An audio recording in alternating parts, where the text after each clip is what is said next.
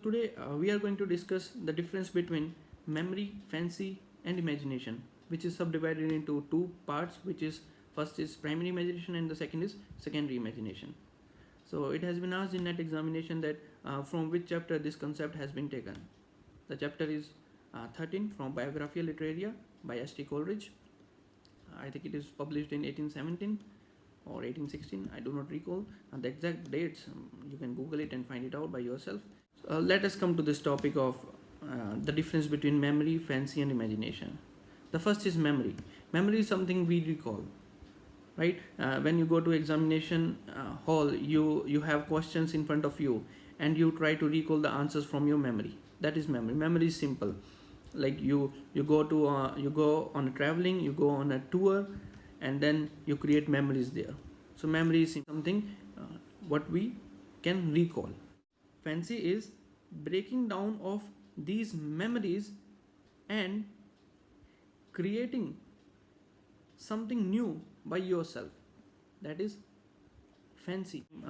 For example, you go on traveling and you create memories there, and when you come back to your hometown, you decide to write a book. So what you do is you will try to recall what you have experienced during your traveling, and you will plot it all those memories in a notebook, and then you use those memories to create a work of fiction. So fancy is breaking down of memories to create something new. Is that clear? So coming on to the next one, what is the difference between primary imagination and secondary imagination? So it must be clear that secondary imagination is the echo of primary imagination. Secondary imagination is an echo of primary imagination. So what is primary imagination? Primary imagination too uses the memory, but it creates images from within. While in fancy you are using the outside experiences, you are using the outside images, but in imagination you use the images which grows from within. For example, Keats' Ode to Grecian Urn. You see, Keats' Ode to Grecian Urn or Kubla Khan's S.T. Coleridge Kubla Khan. These are the work of imagination. Why? Because these works are not entirely depend on the memory or fancy. It is not coming from the outside. Keats is just sitting and looking at the Grecian urn, and some kind of thoughts are coming, some kind of images are coming from within him, and when he transforms these images into reality, when he writes all these images, it becomes a secondary imagination.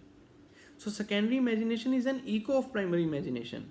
Primary imagination comes from within, and secondary imagination tries to record the primary imagination. That is why we say secondary imagination is, it dissolves, diffuses in order to recreate. Okay, so primary imagination is the creative force. Primary imagination is a creative force. John Keats is sitting and looking at a Grecian urn.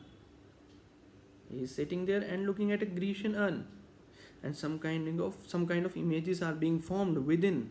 He was on drugs, he was under opium, and when you are on opium, some kind of chemical imbalance happens in your mind. What happens is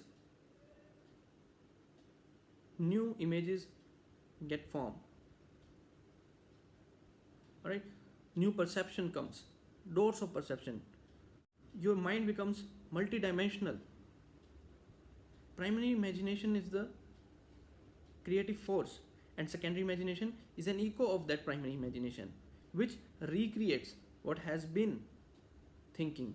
So the imagination is something like a seed, like a plant, which is within and it grows like this. But memory and fancy uses the concept of memory, that some kind of outside experiences you have and you divide it into fragments.